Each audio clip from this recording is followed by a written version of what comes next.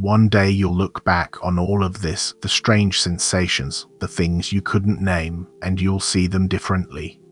Not as signs that something was breaking, as signs that something was being built. The people who carry this kind of calling are rarely told that upfront.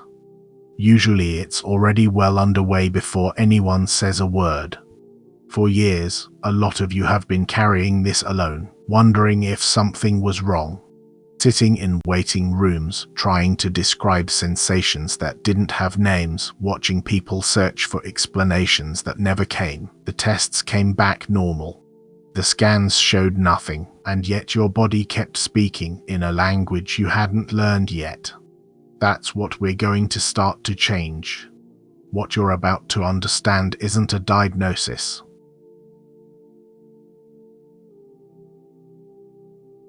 It's not a condition. It's closer to physics, the physics of a body that was built to conduct something larger than what ordinary human architecture was designed to carry.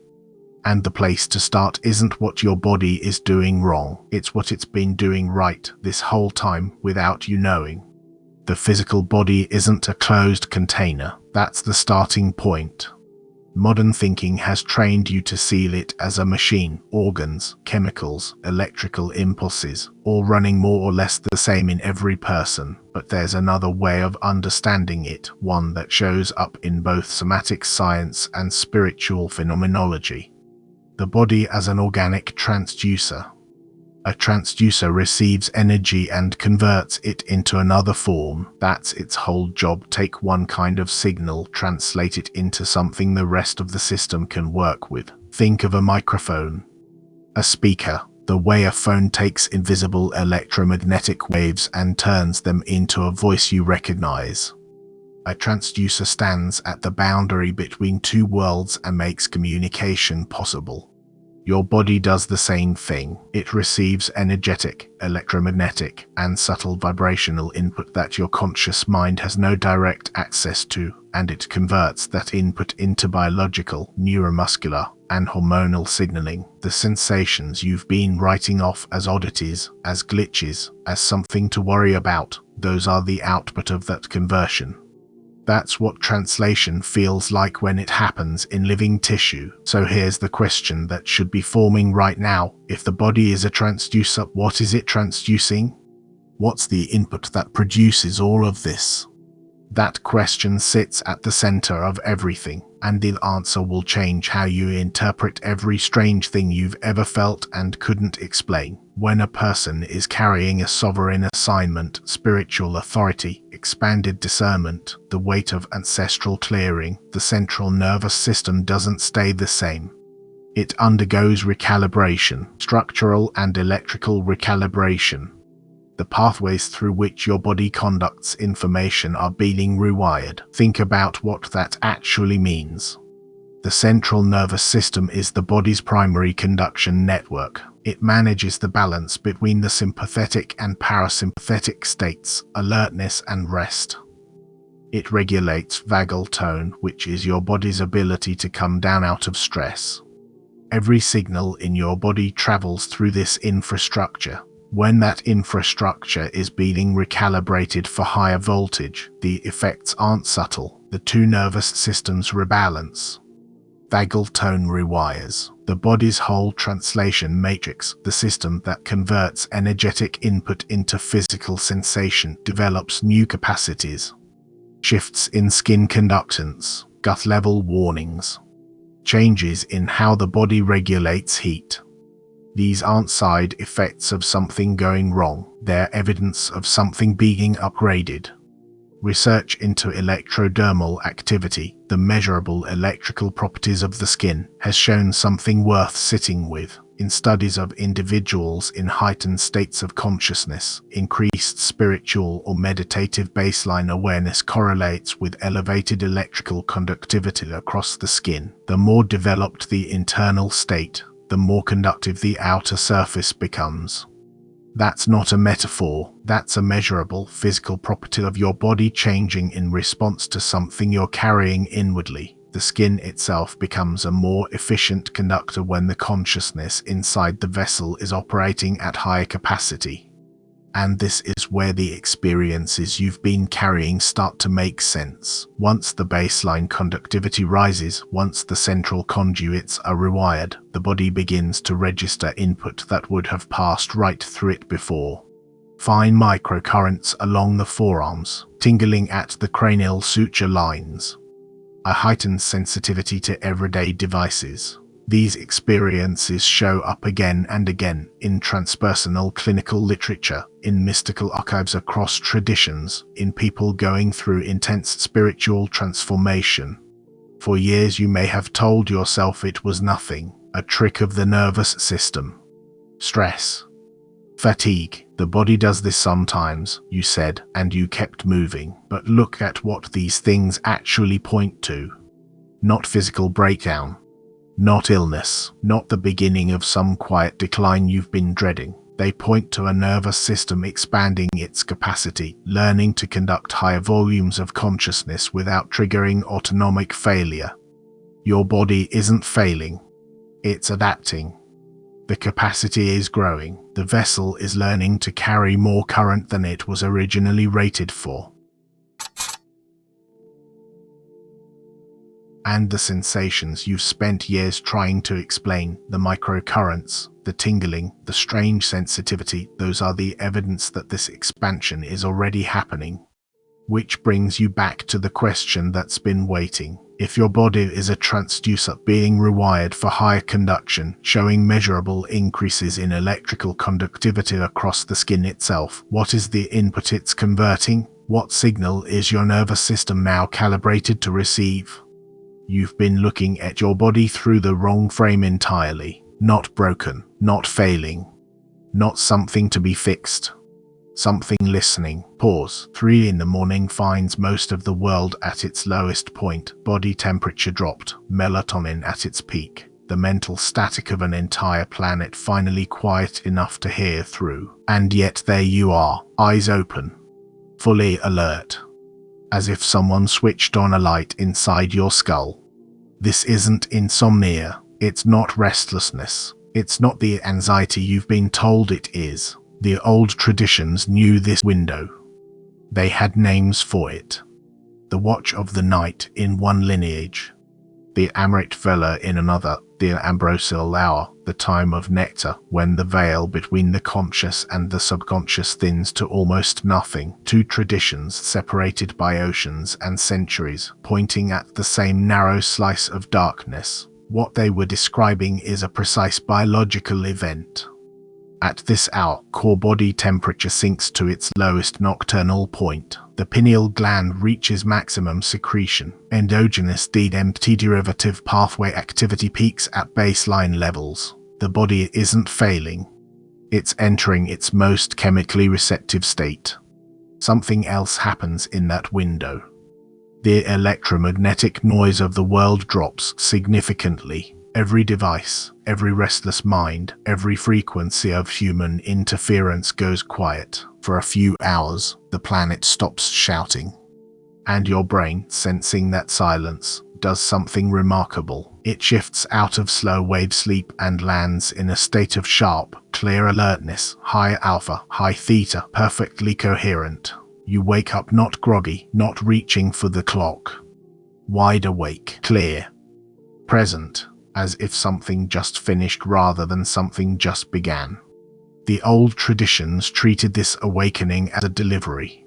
Something brought, something placed, and the question they never quite answered is the simplest one. What arrives in that hour that cannot arrive at any other? What comes to a mind that has been made this open? Pause. It's almost always the right ear. And it's almost always a single, clean, high-pitched tone, no warning, no build, no source. You'll be standing in a grocery store, sitting in a meeting you've already mentally left, and then there it is, a frequency so precise it sounds designed. You've told yourself it's tinnitus.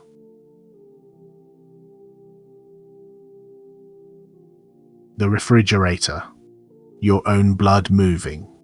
But it isn't random, and it isn't damage. Think of it as a threshold ping, a real-time alert that fires when the frequency of your environment shifts faster than your conscious mind can track. Something changes in the subtle atmosphere around you, a door opens somewhere, a presence enters the room, and your ear registers it first, before you have the words for any of it. What's striking is what that tone does to the mind the moment it arrives.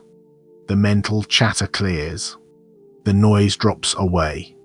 You're not thinking about the list or the meeting, you're simply listening to a sound with no physical source, marking the exact moment something in your field shifted. Left ear. Right ear. The pitch varies, but the function is consistent. You've been hearing these for years without knowing what they were announcing. Pause. That tone is the first signal most people ever notice. The second one lives lower, much lower. You're standing in a room that looks completely fine. The lighting is normal, the conversation is polite, and the people around you are smiling in exactly the way people smile when nothing is wrong. And then your stomach turns. Not from something you ate. Not from nerves. A specific, localized clench in the center of your torso, just below the breastbone. A flutter. A sudden weight that wasn't there 3 seconds ago. You've felt this your whole life, and you've always found a way to explain it away. Here's what's actually happening. The human gut contains over 500 million neurons, not metaphorical ones, actual physical neurons, a dense network of them, more than the spinal cord carries. It holds 90% of the body's serotonin receptors. Neuroscience calls this the enteric nervous system, the second brain, a brain that doesn't think in sentences but thinks in sensation, one that processes the environment before the brain in your skull has assembled the visual cues into something legible. Esoteric anatomy has its own name for the same structure, the solar plexus. So you have a radar built into your body, sitting exactly where every tradition, Western, Eastern, ancient, contemporary, has always pointed, a gut that fires before your eyes finish seeing. When you enter a room carrying covert malice, or deception, or manipulation that hasn't been spoken yet, your enteric nervous system reads it before your cognitive brain has processed a single visual detail, before you can name what's wrong, before you can identify the expression on a face or the tension in a posture. Your gut has already rendered its verdict. Nausea.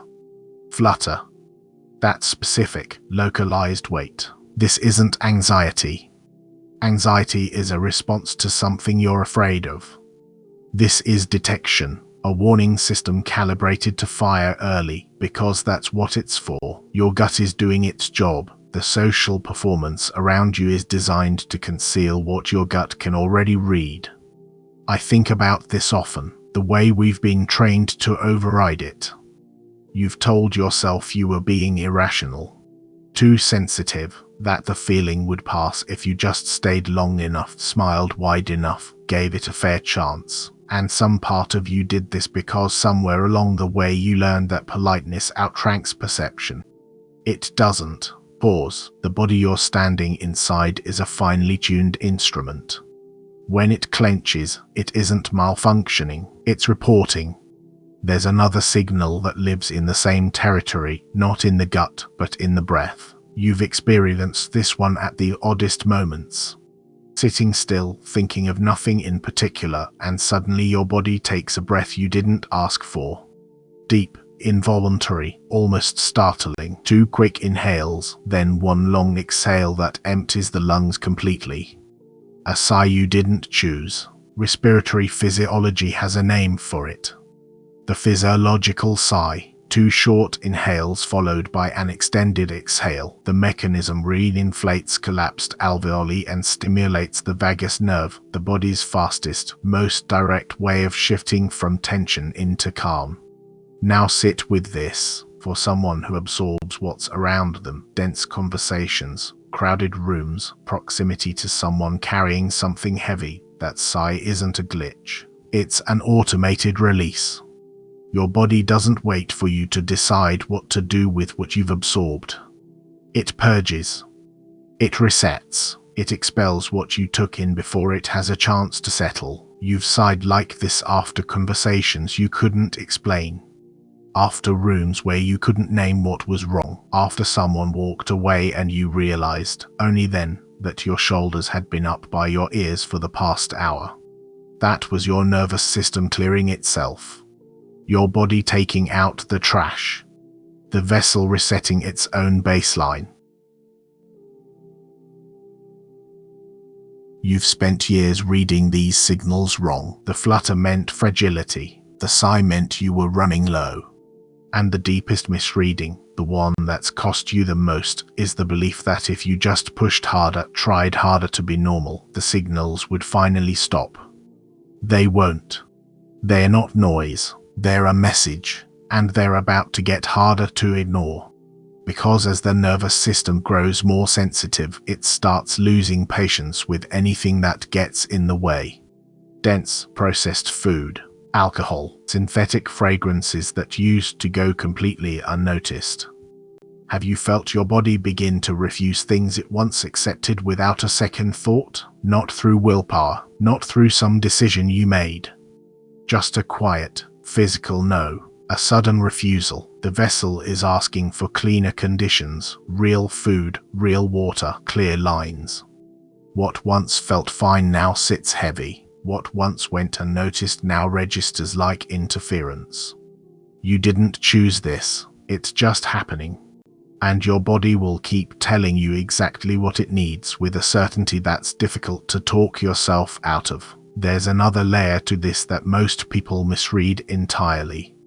You felt it as warmth, you felt it as coolness, and you've probably never considered that both might be the same thing happening. It comes without fever, without effort. You're sitting still, reading, or just quiet, and a wave of scented warmth begins moving up along your spine. Or a cool, soothing sensation settles at the crown of your head, almost like a hand placed there and left. You check your temperature. Normal. You haven't done anything to produce it. Here's what's actually going on. Your nervous system, in the middle of its rewiring, is activating energy pathways that run along the dorsal spine. When those pathways open, they stimulate the cerebrospinal fluid, the fluid that bathes your brain and spinal cord.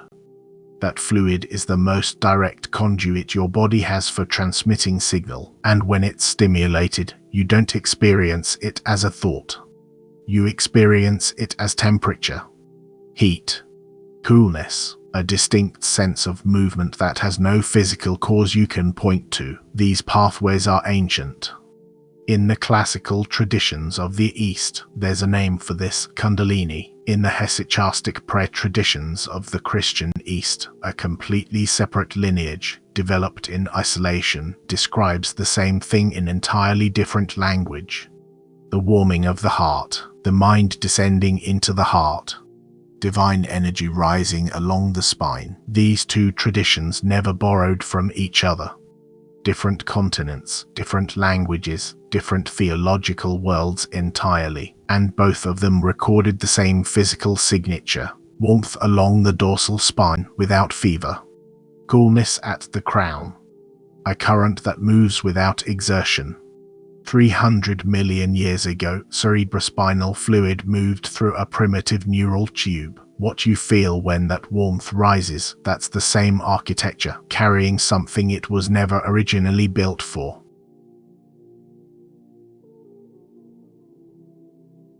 The channel is old. The signal is new, and the body doesn't distinguish between the two. It just conducts. There's a second experience in this same family, and it's the one that confuses people most. You walk into a room, a crowded gathering, people you don't know well, and within minutes your limbs go heavy. Not tired from a long day, heavy. Something else. Your thinking slows. A fog settles in. You feel an exhaustion that has nothing to do with how much sleep you got. And you've probably spent years telling yourself something is wrong with you for it. Here's a different way to look at it. What if the heavy limbs and the sudden fog aren't a malfunction? What if your body, picking up on something your conscious mind hasn't clocked yet, is deliberately dropping your energy to move you out of that room, not through panic, not through alarm, through a quiet, overwhelming exhaustion that makes staying feel genuinely impossible? There's a term for what the body is doing in those moments, an automated quarantine protocol. The body detects that it's in an environment that's pulling at it, that its own charge is being drained by the surrounding density, and rather than fight for the room, it simply withdraws. The heaviness is your energy being deliberately withheld. The fog is your awareness being pulled back from somewhere it can't trust. You've spent years apologizing for this, leaving early, declining invitations, rehearsing explanations on the drive home, calling it weakness, calling it anxiety, calling it something that implies you're broken. Pause. It's the opposite. The body that knows what it carries is refusing to let that charge be drained by what can't hold it. And it doesn't ask your permission. It just makes the call in a language you can't argue with and waits for you to follow. 23% of people who report this specific experience describe it happening in the same kind of space. Crowded, chaotic, low and heavy. I keep coming back to that number because it means this isn't random. It's a response to a specific environment, and it's far more common among people with this kind of sensitivity than in the general population. So the next time your limbs go heavy walking into a room, don't push through it. Don't perform your way to the end of the night. Your body has already made its assessment, already issued its instruction. Your only real choice is whether you honor it or override it.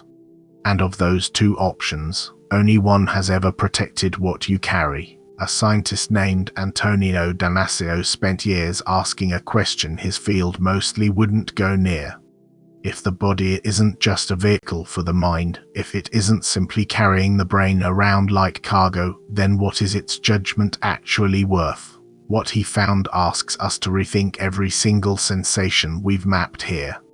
He called it the somatic marker hypothesis, and the name doesn't do it justice. What he demonstrated was this: the body generates physiological signals, a shift in the heart's rhythm, a microtension in a muscle you can't consciously flex, a change in the electrical conductivity of your skin, and it generates them before conscious reasoning can form a conclusion, not after.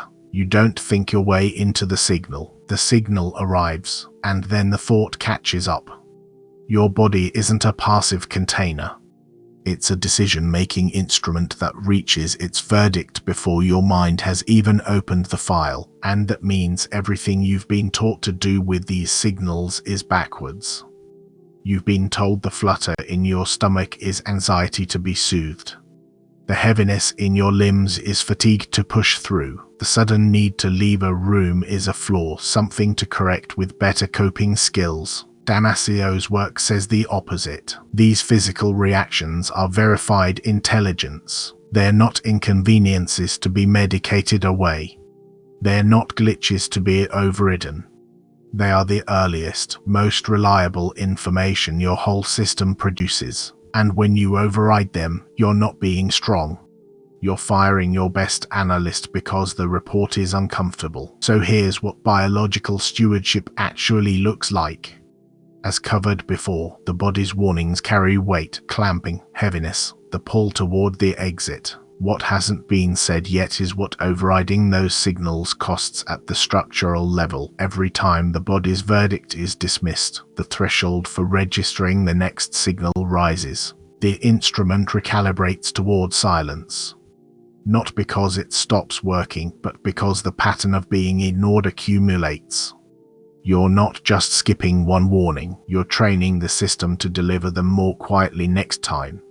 Pause. This is the reframe that strips away the fear, the victimhood, the quiet medical paranoia, not by dismissing what you feel, but by telling you what it actually is. When a person is wired to hold deep discernment, when they carry the capacity for ancestral clearing, when their system is built for that kind of weight, every receptor sharpens. The gut knot, the tone in the ear, the sudden sigh, the fatigue that arrives out of nowhere, none of it is evidence that something is wrong with you. It's evidence that the rewiring is real. And it's working. Over the next 48 hours, you may notice a settled heaviness in the lower back, not discomfort, but something more like weight that's finally resting where it belongs. A quieting of the pulse, and the sequences, if they come, 777 paired with 444. You don't chase them, you just notice. You've spent years apologizing for a body that was never broken. It was never failing, it was conducting something the people around you couldn't feel, and it made its assessments with a precision your conscious mind will spend a long time catching up to. Pause, stop fighting it. It was never the enemy. It was the one in the room that always knew.